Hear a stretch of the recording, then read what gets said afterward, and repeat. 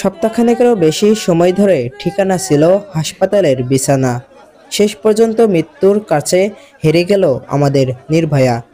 মাগুরায় নির্যাতনের শিকার সেই ৮ বছরের শিশুটি বৃহস্পতিবার দুপুর 12:30টার দিকে ঢাকার সম্মিলিত সামরিক হাসপাতালের সিএমএস নিবিড় পরিচর্যা কেন্দ্রে শেষ নিঃশ্বাস ত্যাগ করে। এর আগে গতকাল বুধবার শিশুটির 4 বার কার্ডিয়াক অ্যারেস্ট অর্থাৎ হঠাৎ করে হৃদস্পন্দন বন্ধ হয়ে যায়। আজ হয় 2 বার। এর মধ্যে আজ দ্বিতীয়বার হওয়া কার্ডিয়াক অ্যারেস্টের পর প্রায় 30 মিনিট পর তার হৃদস্পন্দন ফিরে আসে। শিশুটির ব্রেন ফাংশন বন্ধ হয়ে যাওয়ার পাশাপাশি রক্তচাপও ধীরে ধীরে কমে যাচ্ছিল। সবশেষ তৃতীয় দফা কার্ডিয়াক অ্যারেস্টের পর সে চলে যায় না ফেরার দেশে। সামরিক হেলিকপ্টারে করে ঢাকা থেকে নিয়ে যাওয়া হয় ওই শিশুর মরদেহ। পরে প্রথম দফা জেলা শহরের নোমানী মাঠে প্রথম দফা জানাজা শেষে মরদেহ নিয়ে যাওয়া হয় তার নিজ গ্রাম সোনাইকুণ্ডু প্রাথমিক বিদ্যালয়ের মাঠে। সেখানে তার দ্বিতীয় দফা জানাজার নামাজ অনুষ্ঠিত হয়। জানাজা শেষে পারিবারিক কবরস্থানে তাকে দাফন করা হয়। এদিকে নির্যাতনের শিকার ওই শিশুর মৃত্যুতে পুরো এলাকায় শোকের ছায়া নেমে এসেছে।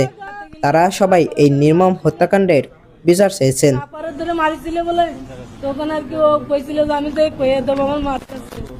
তখনই রাত্রি ওই রকমের ঘটনা ঘটেছে। বড় মায়ের ইচ্ছা আমার তোমার আলাদা করে তুই দিছিল। পরে 11টার সময় আমার কাছে ফোন দিয়েছে আপনার মনে অসুস্থ। আমি যাই দেখি যে সদরে ভর্তি করছে মাগুরা দিয়ে তুই উনি পলাইছে ওই মহিলা। এদিকে মাগুরায় শিশু ধর্ষণের অভিযুক্তের বাড়িতে আগুন দিয়েছে বিক্ষুব্ধ জনতা। বৃহস্পতিবার রাতে জেলা শহরে নান্দু আলী চরপড়া এলাকায় এই ঘটনা ঘটে। সরজমিনে দেখা যায় শিশুটির মৃত্যুর খবরে বৃহস্পতিবার সন্ধ্যায় বিক্ষুব্ধ জনতা বাড়িটিতে হামলা চালায়। এক পর্যায়ে বাড়িটিতে আগুন ধরিয়ে দেয় বিক্ষুব্ধ জনতা। ধর্ষণের শিকার শিশুটির বোনের শ্বশুর বাড়ি নান্দু আলী চরপড়া এলাকায়। সেই বাড়িতে বেড়াতে গিয়ে শিশুটি ধর্ষণের শিকার হয় বলে অভিযোগ পরিবারের। অভিযুক্ত আসামিরা হলেন শিশুটির বোনের স্বামী সজীব, ভাসুর রাতুল শেখ, শ্বশুর হিতু শেখ ও শাশুড়ি চাহিদা বেগম।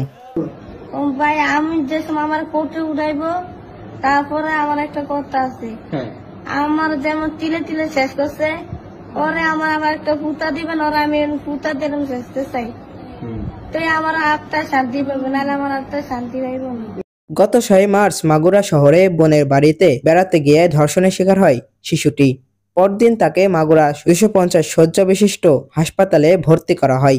সেখানে অবস্থার অবনতি হলে ওই দিন দুপুরেই উন্নত চিকিৎসার জন্য তাকে ফরিদপুর মেডিকেল কলেজ হাসপাতালে পাঠানো হয়। সেখান থেকে রাতেই ঢাকা মেডিকেল কলেজ হাসপাতালে পাঠানো হয়। এরপর শুক্রবার রাতে তাকে লাইফ সাপোর্টে নেওয়া হয়। সংকটাপন্ন শিশুটিকে শনিবার সন্ধ্যায় ঢাকা মেডিকেল কলেজ হাসপাতালের পিআইসিইউ থেকে সম্মিলিত সামরিক হাসপাতাল সিএমএসে স্থানান্তর করা হয়। পরদিন রোববার শিশুটিকে সিএমএসে পেডিয়াট্রিক আইসিইউতে নেওয়া হয়। সবশেষ 13 মার্চ চিকিৎসাধীন তার মৃত্যু হয়। তাহমিদ আল দাতাইফ, টাইম টিভি।